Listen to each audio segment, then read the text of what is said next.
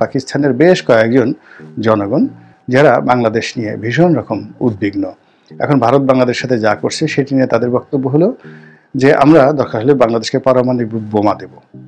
ভারত পাকিস্তানের জনগণ বলছে বোমা দেব, এবং বাংলাদেশ যদি আক্রান্ত হয় শুধু বোমা দিয়ে নয়, আমরা বাংলাদেশের ভাইদের পক্ষে দাঁড়ানোর জন্য নিজেরা যুদ্ধ করব এবং বাংলাদেশে যাব। এখন বুঝতেই পারেন যে এই কথা শোনার পরে আপনার কি প্রক্রিয়া হবে। আসসালামু আলাইকুম রহমতুল্লাহি ওয়া বারাকাতুহু। সম্মানিত দর্শক, বাংলাদেশের সঙ্গে ভারতের যে সম্পর্কে টানাপোড়েন এবং এখানে যে বরফ জমা হয়েছে সম্পর্কের ক্ষেত্রে, এরই মধ্যে হুট করে পাকিস্তান একটা নিয়ামক শক্তি হিসেবে বাংলাদেশে হাজির হয়েছে। আপনারা সবাই জানেন যে পাকিস্তানের জাহাজ, বাণিজ্যিক জাহাজ এখন সরাসরি বাংলাদেশে আসছে, যেটা আগে কল্পনাও করা যেত না। এখন তারা অনেক নিত্য প্রয়োজনীয় সামগ্রী নিয়ে আসছে করাচি থেকে, কিন্তু ভারতীয় মিডিয়া থেকে শুরু করে এদেশে যারা ভারতপন্থী লোকজন আছে তারা প্রচার করছে যে পাকিস্তান থেকে সেই জাহাজ ভরে ভরে অস্ত্র আসছে এবং এই অস্ত্র দিয়ে ভারতের বিরুদ্ধে লড়াই করা হবে, এখানে জঙ্গি সৃষ্টি করা হবে, এই ধরনের অপপ্রচার চলছে। কিন্তু তারপরে বাস্তবতা হলো যে পাকিস্তান এখন বাংলাদেশের সঙ্গে বহুমাত্রিক সম্পর্ক স্থাপন করতে যাচ্ছে। আমাদের দেশে যে পাকিস্তান লবির লোকজন আছে, মানে প্রথম থেকে এদেশে পাকিস্তান লবির যেমন লোকজন ছিল, আছে, আমেরিকার লবির লোকজন ছিল, যারা বাংলাদেশের যে কোনো স্বার্থ দরকার হলে জলাঞ্জলি দিয়ে আমেরিকার জন্য কাজ করে থাকে। এদেরকে সিআই এজেন্ট বলা হয়, আমেরিকার দালাল বলা হয়। আবার অনেকে দেখা যাচ্ছে দালালও নয় ঠিক এমন একটা পর্যায়ে, হয়তো বছরে একবার বা দুইবার মার্কিন দূতাবাসের যে কোনো অনুষ্ঠানগুলো হয় সেখানে এদেরকে একটু দাওয়াত করা হয়, তারা এক কাপ চা খেয়ে আসে, একটু নাস্তা করে আসে, এতেই তারা খুব খুশি এবং আমেরিকার পক্ষে তারা কথা বলতে থাকে। একইভাবে রাশিয়ার দালাল আছে আমাদের দেশে, তারপরে বিভিন্ন দূতাবাসের দালাল আছে, পশ্চিমা দূতাবাসগুলো আছে, তাদের একটা লিস্টেড যাকে বলা হয় পেটোয়া বাহিনী। আমাদের এই সমাজের সাংবাদিক, রাজনীতি, অর্থনীতি, ব্যবসা বাণিজ্য, শিল্প সাহিত্য সব ক্ষেত্রেই এদের একটা পেটোয়া বাহিনী আছে। এদের সংখ্যা সাকুল্যে 100 থেকে 150। তো তারা এই বিভিন্ন দূতাবাসের অনুষ্ঠানে যাবে, সেখানে খাওয়া দাওয়া করবে এবং ওই সকল ছবি আবার ঘরে টানিয়ে রাখবে, ফেসবুকে দিবে, এবং তারা যে ওই সকল দেশের খুব একেবারে বিশাল ইনফ্লুয়েন্সার, তাদের কথা মতো ভিসা হয়, তাদের কথা মতো ইত্যাদি হয়, এগুলো নিয়ে অনেকে যাকে বলা হয় যত রকম টাউটারি আছে, বাটপারি আছে, তাতে করেই কিছু কিছু লোক আছে নাম ফোটানোর জন্য চেষ্টা করে, কিছু কিছু মানুষ নিজেদেরকে অভিজাত বানানোর চেষ্টা করে, অথবা ওই ধরনের একটা ভিজিটিং কার্ড ছাপিয়ে হয়তো দেখা গেল অখ্যাত ইথিওপিয়া আর বা ইথিওপিয়া তো নাম করা এখন দেশ, আফ্রিকার কোনো অখ্যাত একটি দেশের বাংলাদেশে অনারারি কনসাল জেনারেল, এরকম কতগুলো ডিপ্লোম্যাটিক পোস্ট আছে। তো এরকম হয়ে তারা একটা কার্ড ছাপিয়ে সচিবালয় যাবে, বাংলাদেশ ব্যাংকে যাবে, দালালি ফালালি করবে, এরকম অনেক লোকজন আছে। তো বাংলাদেশে ইসরায়েলের এজেন্ট আছে, মোসাদের এজেন্ট আছে। তো এই সকল এজেন্টগুলোর মধ্যে সবচেয়ে বেশি সাম্প্রতিককালে 3টি দেশের এজেন্টকে আমরা দৃশ্যত অ্যাক্টিভ দেখতে পাচ্ছি। এই মুহূর্তে বাংলাদেশে একেবারে পোয়া 12 হলো আমেরিকান যারা এজেন্ট, আমেরিকার যারা দালাল, এই মুহূর্তে তাদের একেবারে বলতে গেলে কি বলবো, পোলাও কুরমা ছাড়া এখন তারা কোনো কিছু খাচ্ছে না, ঘি মাখন মধুতে তাদের জীবন সয়লাভ হয়ে গেছে।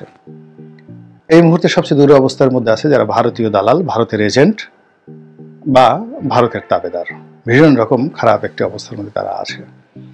আর দীর্ঘদিন ধরে যারা ওই যাকে বলা হয় পাকিস্তানের দালাল ছিল, তারা এই সময়টিতে এসে খুব ছটফট করছে। মানে নতুন পানি যখন আসে তখন দেখবেন যে অনেক মাছ সেই নতুন পানিতে গজায়, এবং কিছু কিছু মাছ, পুঁটি মাছ, তারপরে অন্যান্য ছোট ছোট মাছগুলো খুব লাফাতে থাকে, পানির উপরে লাফাতে থাকে, ওই মাছগুলো লাফাতে থাকে, নতুন পানির গন্ধে তারা মাতোয়ারা হয়ে যায়। এখন পরিবর্তিত পরিস্থিতিতে পাকিস্তানের যারা দোসর, দালাল, তাবেদার, এই মুহূর্তে তাদের যে দাপট বাংলাদেশে, এটা কেবলমাত্র আমাদের যে দৃষ্টিকটু তা নয়, এটি পশ্চিমাদেরকেও কিন্তু ভীত সন্ত্রস্ত করে ফেলছে। তো যাই হোক, সেই যারা পাকিস্তানের দালাল তাবেদার রয়েছেন, তারা এই পাকিস্তানের মহত্ব, পাকিস্তানের প্রয়োজনীয়তা, তারপরে পাকিস্তানের সঙ্গে বাংলাদেশের বন্ধুত্ব হলে আমরা ভারতকে কিভাবে শায়েস্তা করব, এগুলো বিভিন্নভাবে মার্কেটিং করার, ব্র্যান্ডিং করার, এস্টাবলিশ করার। এখানে মার্কেটিং, ব্র্যান্ডিং, এস্টাবলিশ করার যে তিনটা শব্দ ব্যবহার করলাম। আপনারা যারা মার্কেটিংয়ের ছাত্র বা আপনারা যারা ব্যবসা বাণিজ্য বুঝেন, তারা জানেন যে তিনটি শব্দের গুরুত্ব কতখানি। এই কাজটি তারা কিন্তু আলটিমেটলি করে ফেলেছে পাকিস্তানের দাবিদাররা। পাকিস্তানের সঙ্গে আমাদের বন্ধুত্ব থাকতে হবে। পাকিস্তানের পণ্য ভারতের চেয়ে ভালো এবং সস্তা।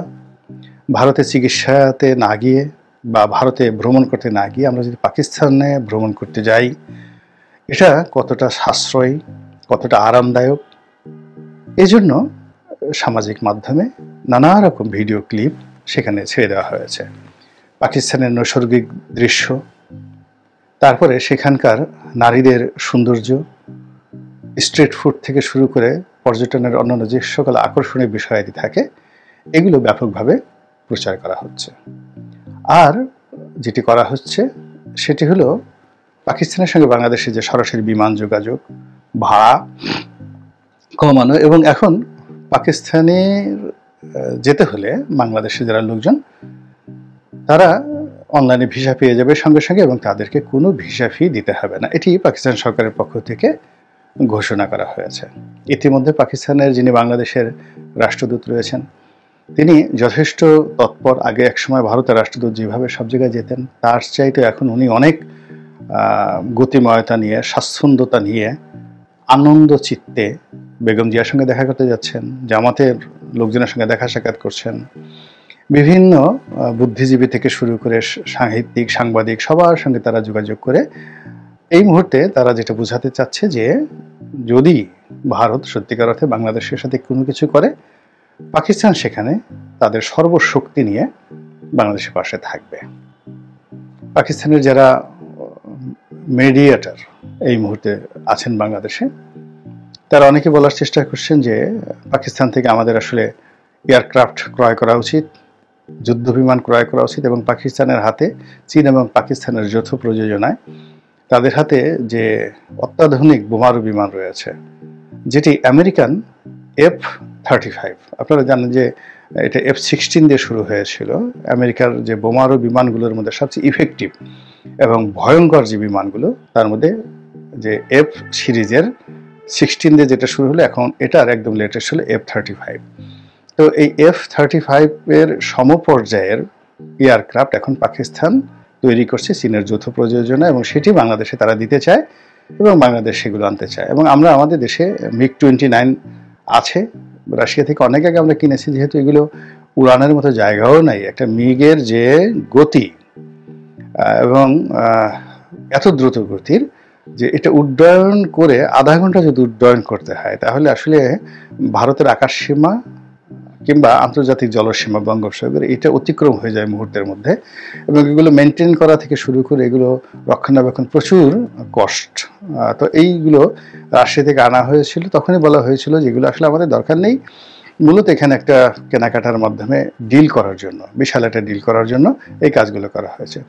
একইভাবে বিগত আমলে, অর্থাৎ আওয়ামী লীগ যখন ক্ষমতায় ছিল, তখন কোরিয়া থেকে দায়ু কোম্পানির ওখান থেকে একটা যুদ্ধ জাহাজ কেনা হয়েছিল অনেক টাকা দিয়ে, এবং সেখানে প্রায় 800 কোটি টাকা চুরি করা হয়েছিল। এবং সেই মামলা তখন হয়েছিল সাবেক প্রধানমন্ত্রী শেখ হাসিনার বিরুদ্ধে 96,100 সনে।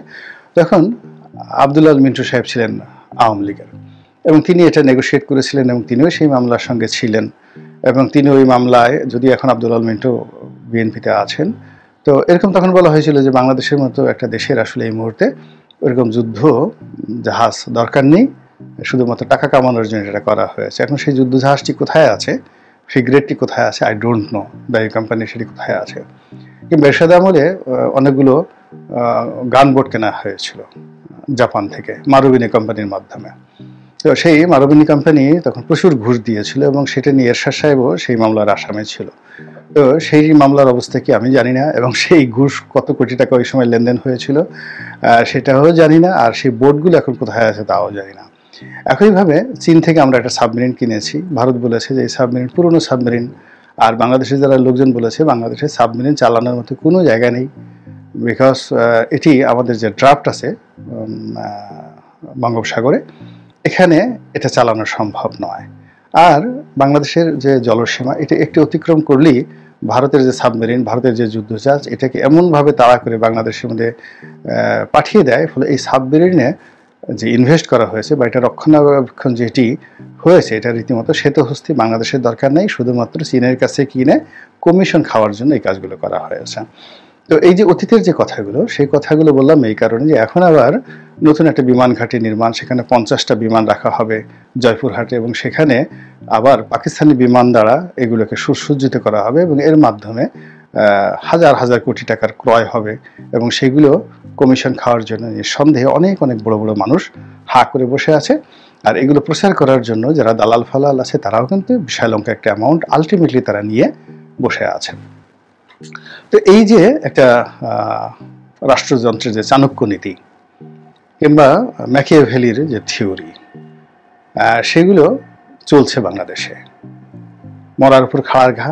আমাদের এখন অর্থনীতি ভঙ্গুর, অনেক বড় বড় শিল্প কারখানা যারা আওয়ামী লীগ নিয়ন্ত্রিত করত তারা নেই, ব্যাংকগুলো লুট হয়ে গেছে, কিন্তু তাতে কি, শেয়ার মার্কেট লুট হয়ে গেছে, কোনো সমস্যা নেই।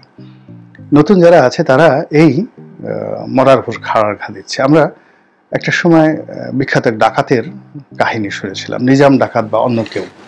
তো সেখানে কাহিনীটি এরকম ছিল যে সে 99টি খুন করেছে। তো 99টি খুন করার পর তার অনুশোচনা হলো যে সে আর খুন করবে না, সে এখন ভালো হয়ে যাবে। তো এই কথা স্মরণ করে করে সে যখন যাচ্ছে তখন হঠাৎ দেখলো যে এক মন্দ ব্যক্তি কবর খুঁড়ছে।